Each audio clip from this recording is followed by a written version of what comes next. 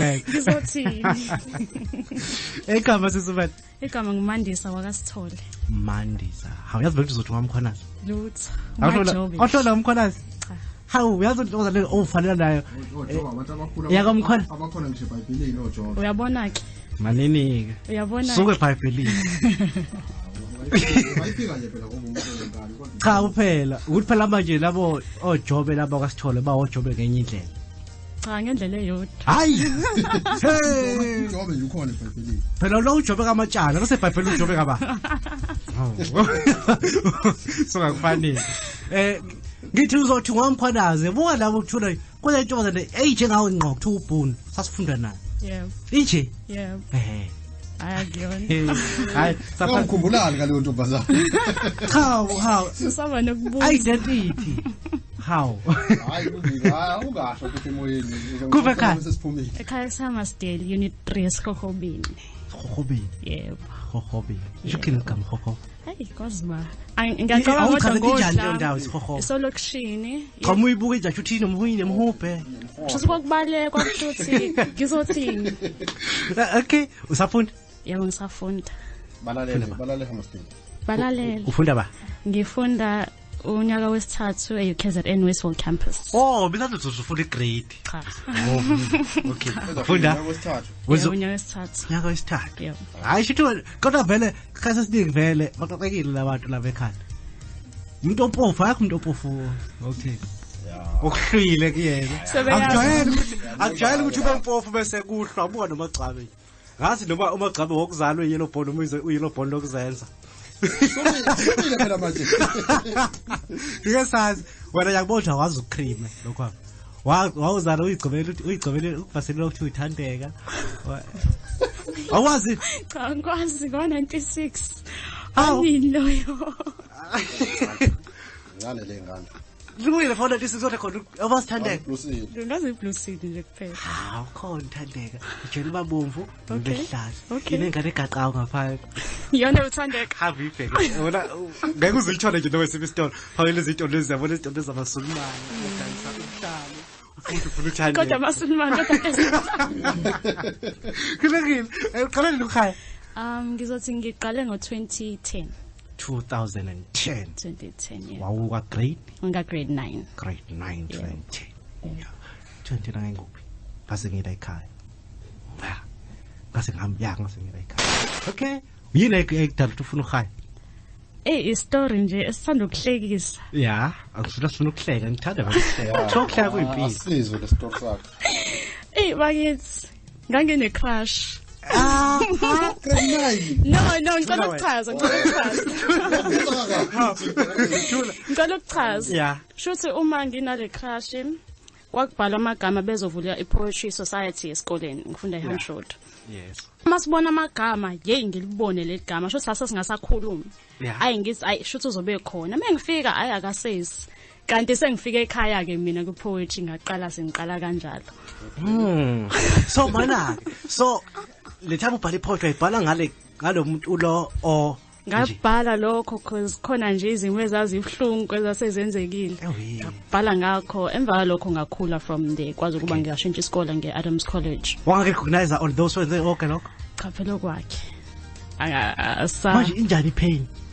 Phela ngithi yona le ezalini. Usakumbona manje? Hayi. Cha sakubona. Mumbona manje kuthini wena? Akusashona sathi ingane. Okay. Afeke nje amxhawuli yazi. Yazi wangifaka la ngikhola nje. Now sometimes abana kodwa I'm sure to we pain. Have ubhlungu recognize. Kubhlungu kakhulu. Uzibuke sibukeni. Thabe khona. Thabe ngosofishana. Why ngayithola recognition? Kulekile ithini kodwa siphathela lokho. Inkondlo engiyiphethe ithi tell her I was a mistake. Tell her. Jesus. You were a mistake. Okay. Lushintsha keep uhang pha kuhini. Cha, tell her. It was a mistake. Uzozwa cha. Asekho lapho. Okay. Shall I Hey. I've written few well wishes for you and her, and when you see her next, this is what I want you to say. Tell her I was a mistake. Tell her your heart was at home and you went the wrong way. Tell her how we met. But this is what you shouldn't say. Don't tell her you made a U-turn. You turned that on me. Tell her I begged for a lift so I could not burn from the heat. Tell her I forced myself into the front seat, and even though that's not where I sat at all, tell her you took out your phone to give her a call. Don't say you took my number instead. Don't tell her how charming you were. Say you were mising the whole time we were there. Don't tell her you opened the door just as you do for her. Tell her you never initiated to see me again. Tell her it was sheer chance. Break it to her after a long day, and when she asks, what did I miss? Tell her you wanted no part in this. Tell her you were working late and weren't thinking straight. Tell her every time you were away from her, you were trying to get me away from you. Don't tell her you saw me almost every day after the day we first met. Don't tell her you always took me home and that's the real reason you wouldn't come to the phone.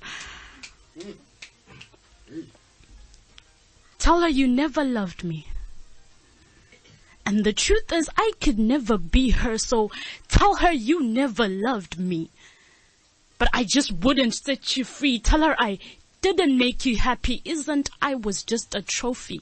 So tell her everything you told me. Tell her she's the most important thing in your life. Just keep it going with your lies. Tell her she's the most beautiful thing in your eyes. And at the end, she may have a few questions for you.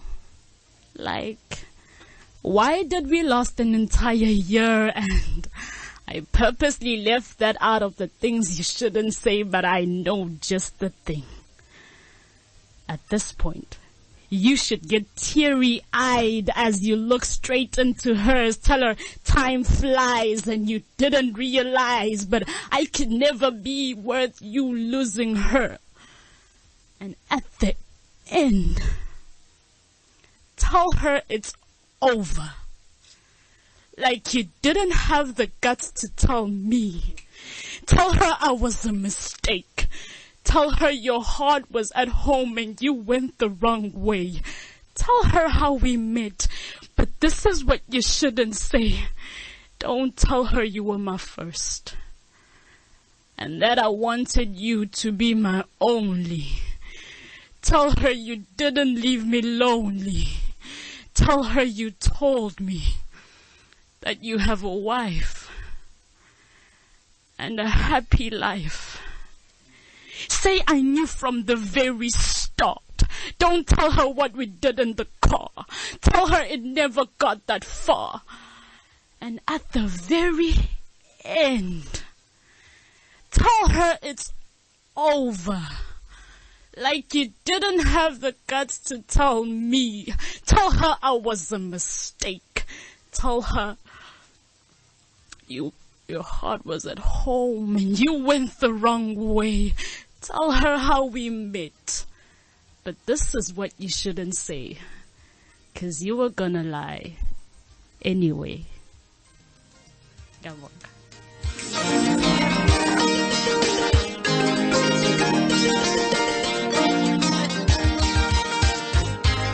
Awutshela mina ukhuluma nobani? Ubani ukhuluma naye? Asika-expose abantu. Hayibo. Okay, ngifuna ukubheka la inhloso yale nkondlo. 1 uvikela ukhetheka komunye umuntu wesifazane. Yebo. While in fact uyena yebo ohlukumeze wena. Yebo. Akusale sekuba mina osephutheni mengeke azwe ubuhlungu lo muntu. But at the end of the day uzokuthola kuba ukufuna. In fact uzothola kokuvela kungokwakho. Inqobo sinako sengibhale nenkondlo. Wow. Ngiyihaya ku Vibe FM 94.7.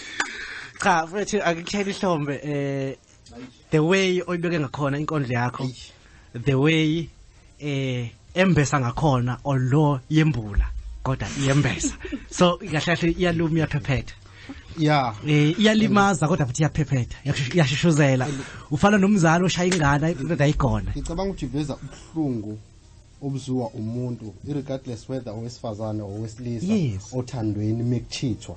In fact le pain oyizwile awufuni ayizwe kodwa manje wena usukutholela ubukade ukufuna wakade ukulwela nanokuthi ithi vele mekuthi uyachitha naye usazomchithela njalo.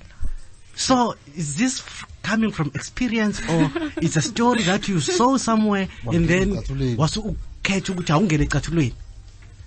Icathule zami. Ayi abakufuna bakuthola kuphi? Ayi. Ngikhona ku Facebook ngoMandisa Mondise okuyisithakazo sakasithole. So Mandisa Mondise, Twitter and Instagram Mandisa_Mondise. Sikhona as Westfall Poetry Nights. Sizoba ne show ngomhla ka28 September. Siyabamema bonke abalaleli sobe kuyi live recording. So into serious. Ngempela izobe ise Westfall campus eKZN. Yeah, bro, it was. Okay. 28 September kulonyaka. Oh, phela kaMando. Athi ngibuka uzobe ngahlabile ekhaya. Uzobe ngahlabile. Sophuma kodwa siyabamba iqatha. Kulungile Ntombi sami kakhulu. Inombolo yocingo othola kuyona? Bonga mina u074 280 3886. Yep. Amen. Muhle umsebenzi. Sakathi ngafisa ngelela ngubhala inkondlo uyibhalele lo mphuphe. Tsunami. Yep. Ngithini? Uyibhale hayi uyabona nje. Uyibhale nje bese ubuzoyisho la. Ibe surprise angayazi yena. Ufika uzoyisho la. No, so arrange. Yes. Bhala lo buka ibe surprise aqala ukizwa la. Okay. Bagcwabe ngathula abantu behambe bephuphuzisa nje besibiza ngempuphu. Khona nje. So wena Ntombi. Sinjani? Sibile ngosinjani? Bangihlupha bangabakhuluma kakhulu. Nibuhawulu. Mloma hayi umhulu. Wabuwa no. Wabuwa. Khanyana fela. Walika mina. Walika.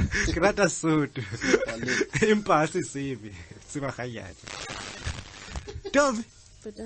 Kanjani? Sibile ngosinjani? Ngikhona. Hawu yazofana ex yawo.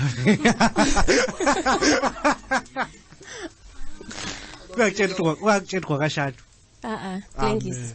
Waye nabagwaza futhi. Amen. Abenza uhlobo. Ikambani? Kusandisiwe Lengisi. Sandisiwe. Kuyanda namhlanje. Mina ngifanele nje nongqo uNdo akamagwaza ngicishe nibe netsophi. Uyamazi uNdo? Ngeke ngasho ukuthi ungabe ungamagwaza. Usazombona. Shuthu kwamagwaza. Naketana ngisuke Eastern Cape. Chill mfondini. Right. Ske sadombali wakaZulu last week. So sigenisa Eastern Cape. Tshela mina eqalile ukhaya. Ndaqala ngisenza grade 7 ukubhala nje. Khona Eastern Cape. Ndifunde ngapha eXhopo. Oh, eXhopo eMountain. Emantre emabhaceni. Ewe kusemabhaceni. Okay. But ndithathe serious ndisenza ugrade 12. Khona emabhaceni. Okay. Isibongo uthemba Lengisi. Fande ngithi. Ewe fine yami. Okay. Isibongo. Kumvulane. Kuyake umvulane. Uhlobo abantu bakabiyela. Abantu bakabiyela. Ubiyela kodwa ngumsunga leso bani? Gebisi bani? Lengisi. Okay. Tshela mina njengamanje ukuphi wenzani? Ndise UKZN Westfall campus ndenza i-biochemistry and genetics. Wenza liphi diploma, degree, master? Ndenza i-degree, second year. Hawu, uzawenza i-masters? Wenza. Okay, kunjani challenge lapha? Hayi kona kuthanda ukubanzinyana kodwa sokuye la kuxhumanisa namathutha abazokusiza. Ngiyayithanda le ama-artist ukuthi azinikele empilweni. Asiyele esikoleni mfowethu. Kulungile. Background ecacile. Ithini kodwa siphathela namhlanje? Namhlanje ndizothetha on behalf of a girl that couldn't break her silence, yabo. Okay. Yes. Uthetha nomuntu that owamdlwengula basically. Yes. In fact, okay, athi ngithula. Hlala phezulu kwami mntana. Umuntu okuthiwa uZulu. hello guy that harassed me. What happened to you? No, really, what happened to you? Because I still want to hate you. I spent my whole life trying to hate you, but the mark you left on me wouldn't allow me to. Digging in your life trying to find the worst reason to hate you, but I was dealing with the worst. Have you any idea? Living with people you desperately want to love, but your mind is polluted by hatred.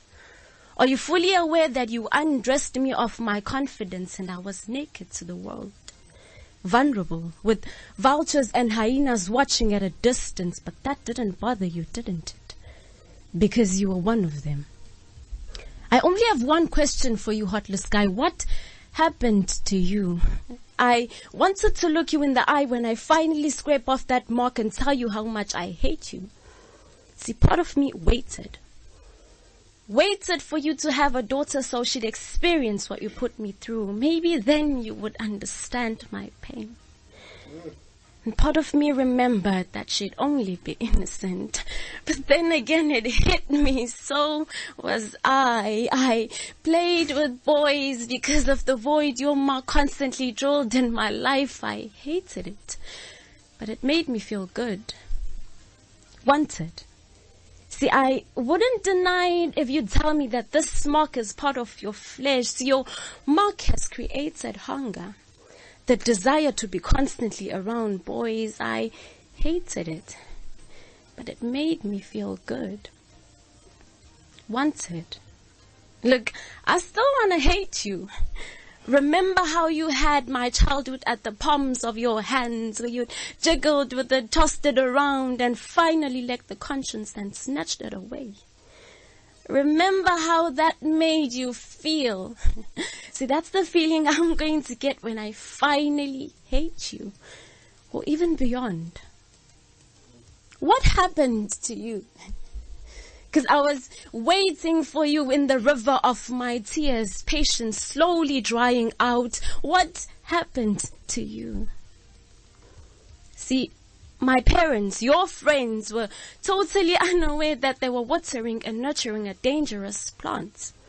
They were your friends. You should have warned them, though you would have shifted the blame, but you should have warned them. See, that alone proves how much of a wolf in sheepskin you are. The fruit. See, the fruit that I will bear will be harvested by them. They were your friends. What a deceiver. Shifting in between identities, trying to find who I was before you made me what you wanted me to become, before I changed to what I am, because I didn't want to live as the person you made. But it's still not it. Feels like I'm inserting the wrong puzzle piece of this jigsaw called my life. Honestly, I still want to hate you, but it's probably not worth it. I fought my demons, and guess what? I won. You fought your demons, and they defeated you. See, you were only a rotten tomato in Mother Nature's garden, and she couldn't risk you spoiling the rest. From dust you were formed. In dust you have returned, though you never apologized. But I forgive you. Thank you. Dadwethu. Beckham. Yazi namhlanje kufika abantu nifika nama-scars. In fact ngizosikhombisa how strong umuntu wesifazane is. True. Niyakwazi ukuphila nama pains. If ngilalela inkondlo yakho, ngilalela inkondlo kasisi ozemva kwakhe. Nonke ngilimele ngaphakathi. Kodwa nakufihla, nazi nakunqoba. It's a fact ukuthi kunabantu esibabona bexegelwa isinyilo njengamanje.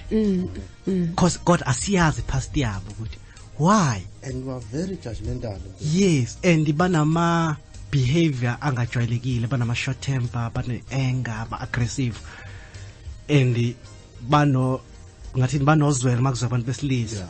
Sesibuka njengobantu abangenasimilo. But today uyakuveza lokuthi sometimes behavior yenu questionable. There is a story behind. True. Senza njani overcome lento? ezine abantu besifazana abasakhulayo because seni experience ile lento at a certain age which means ekhuleni kwenu akumele igeneration ezemva kwenu I feel the same pain and phile nayo nini nenza njani ukureveala nokulungisa nokuthi umuntu akwazi ashaya speak up makukhona something emdla kuyanceda kakhulu ukuthetha because ngalondlela ucebisa abantu yabona babe aware of situations ezikanjalo. Yes, but umuntu uzothi ngithetha nabani because uzothetha nami mina ndihambe ndiyovula press conference and ngamanye amaxesha ungathi uthetha nomama wakho angayikholelwa yonke so ubani fanele nimthenge ngezikazi zami eziyimfihlo ezaziwa indimi ngedwa ezidla mina ya